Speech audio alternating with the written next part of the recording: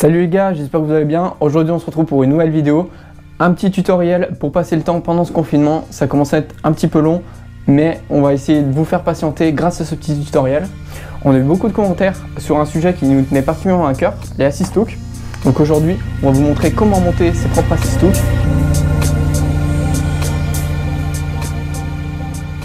Donc du coup, aujourd'hui, je vous propose un petit tutoriel pour monter maison ces assist hooks. Ça coûte pas très cher, c'est super intéressant à faire. Je vais vous expliquer un petit peu les secrets de la technique de montage, qui est assez facile au final. Donc on va tout de suite commencer par d'abord vous dire un petit peu les avantages des assist hooks, pourquoi on utilise les hameçons et quels sont vraiment les avantages par rapport aux hameçons triples. Pratiquant no kill, la chose la plus importante pour nous déjà, c'est pas blesser le poisson ou le blesser le moins possible. Donc du coup, nous on utilise des hameçons simples. On avait d'abord utilisé des hameçons simples classiques, donc avec des œillets. Et c'est vrai qu'on décrochait beaucoup, on trouvait vraiment une certaine limite à ces hameçons. Donc on s'est tourné vers les assist hooks. J'ai découvert ça il y a 2 ans. Donc les assist hooks, c'est une technique de montage japonaise qui permet donc d'utiliser des hameçons simples sans vraiment décrocher. C'est vrai que les triples, déjà il y a beaucoup de défauts. Quand on achète un leurre, 90% des leurres sont montés en triple ou en hameçon simple classique. Et c'est vrai qu'on trouve vraiment une limite à cela. Du coup les assist hooks, pour moi, c'est la meilleure alternative entre les triples qui vont certes moins décrocher, mais du coup on va perdre déjà beaucoup de leurres et ça va blesser beaucoup plus les poissons, et les hameçons simples classiques où on décroche vraiment beaucoup plus de poissons. Donc l'assist hook, la meilleure alternative pour nous pour pêcher la truite sans blesser le poisson et se faire plaisir en décrochant le moins de poissons possible. Et maintenant je vais vous expliquer quel est mon processus pour pouvoir monter l'assist hook et le matériel qu'il faut. Allez, c'est parti. Alors premièrement, pour monter l'assist hook, déjà il va falloir des hameçons. Donc je vais vous mettre les liens dans la description des hameçons que j'utilise. Moi c'est des Hayabusa, donc c'est des hameçons qui sont pas trop chers, super intéressants. Donc ils sont avec ardillon, mais nous on préfère les écraser au préalable. Concernant les tailles, ça on a beaucoup de questions. Donc tout simplement la taille 4, 6 et 8 et 10 qu'on utilise. Donc la plus petite, 10, ça va être pour les leurres inférieurs à 50 mm. La taille 8 va être pour les leurres de 50 mm.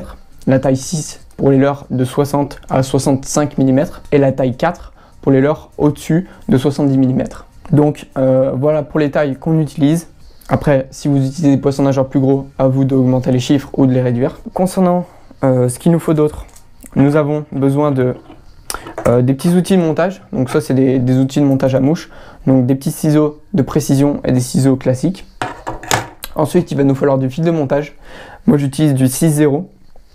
Donc après les couleurs, chacun fait ce qu'il veut. Et il va nous falloir du backing. Donc ça c'est du Dacron, qui est une matière qui est très résistante, qui va nous permettre de faire la boucle du assist hook. J'utilise du 30 livres pour information. Ça suffit largement, ça tient sur des très gros poissons. Après il va nous falloir du vernis. Donc là on utilise du vernis bicomposant, qui est fait à la base pour les ligatures de canne. Donc ça j'ai pris ça chez Roadhouse. Et 2 petites pipettes. Donc c'est livré avec, je vous mettrai le lien dans la description si ça vous intéresse. Vernis super costaud, résistant. Et pour terminer, bien sûr un étau à mouche, j'allais l'oublier. Peu importe l'étau, tant que ça fait l'affaire. On n'est pas sur du montage non plus de très grande précision, donc un étau ça suffira largement. Donc on va tout de suite commencer. Je vais prendre l'exemple du coup avec un taille 4 pour pouvoir bien vous montrer comment on fait. Donc c'est parti. Allez, c'est parti. Donc là j'ai pris un hameçon taille numéro 4 pour pouvoir bien vous montrer. Donc on va placer l'hameçon de cette manière sur l'étau. On prend notre fil de montage, donc on va faire notre tour mort sur, on va dire sur les 1/4 de l'hameçon. Et donc là, on va pouvoir couper donc l'excédent, ce qui va vous permettre de tenir le fil sans nœud. Donc on prend notre backing, on va en couper à peu près, je dirais 3 cm pour être à l'aise. Allez, on va placer le backing sur le haut de l'hameçon, comme ceci. Et donc là, on va venir le ligaturer. Donc on va faire quelques tours pour pouvoir bien le placer déjà. Vous pouvez le replacer comme ceci, bien correctement. Et donc là, après on vient tenir le bout du backing avec son pouce et on commence à bien serrer le backing. Comme ceci.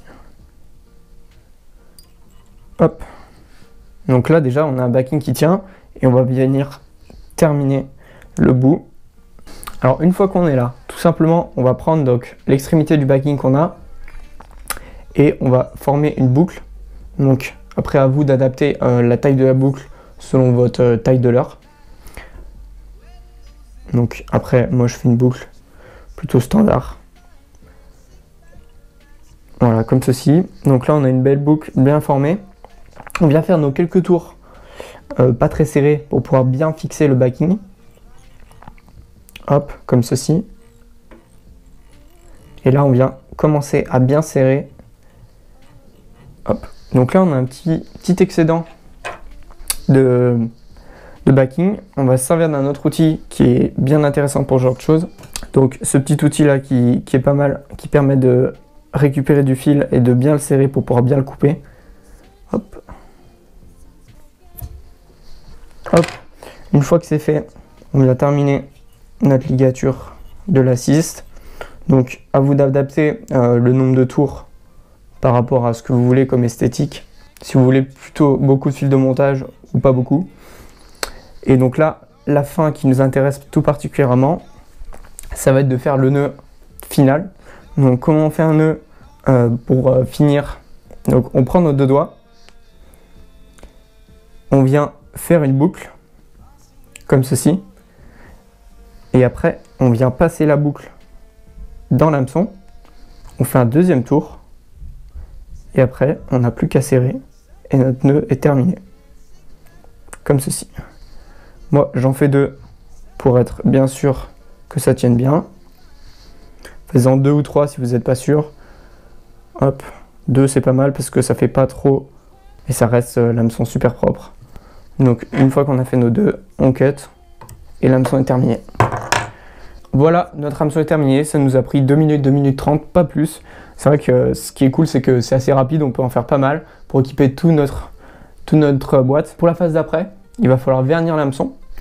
Donc pour ça, moi j'utilise un vernis bicomposant, ainsi que il nous faudra 2 petites pipettes, ainsi qu'un touilleur. Il va falloir bien utiliser par contre un touilleur en métal. Pour le vernis bicomposant, vous allez faire une solution 50-50. Vous allez mélanger pendant à peu près 5 minutes pour éviter qu'il y ait des bulles. Donc chauffez un peu la petite astuce pour que ça marche bien. Chauffez dans vos poches. Les vernis, vous les mettez à peu près 10 minutes dans vos poches et ça va permettre d'enlever les bulles pour pouvoir avoir une solution assez homogène qui va plutôt durer dans le temps. Pour vernir, il va falloir juste appliquer sur la ligature et pas sur la boucle, faire bien attention. On applique sur la ligature du vernis, on laisse sécher à peu près 1 heure. Moi ce que j'aime bien c'est que je le fais le soir, le lendemain matin, c'est assez sec et c'est prêt à l'emploi. La petite astuce qui peut être cool, c'est d'utiliser des sortes de mousse comme ça pour mettre l'hameçon qui sèche comme ceci. Donc ça va permettre qu'on va avoir un séchage assez homogène. En tout cas, je pense que j'ai fait le tour du montage. Si vous avez des questions, vous n'hésitez pas en commentaire, je vous répondrai. On a du temps pendant ce confinement, donc autant en profiter. Faites vos assist hooks si vous avez envie. En tout cas, c'est super cool, ça évite de blesser les poissons. Et en plus, je trouve ça plutôt agréable à monter. Pour ceux qui n'ont pas trop le temps, je vous conseille, je vous mettrai le lien dans la description, les assist hooks de PVM. Il fait des super assist hooks de très bonne qualité, il utilise des très bons hameçons, donc je vous les recommande. Je vous mets tout ça dans la description. Donc c'est la fin de ce petit tutoriel, j'espère que ça vous a plu. En tout cas, tous les liens du matériel sont dans la description. N'hésitez pas à suivre nos réseaux sociaux, Instagram, Facebook, ainsi que le site Les Mordus de la Truite, où on poste des articles tous les mardis. Je vous mets le lien dans la description. Si vous avez des questions, n'hésitez pas à les poser en commentaire, j'y répondrai avec plaisir.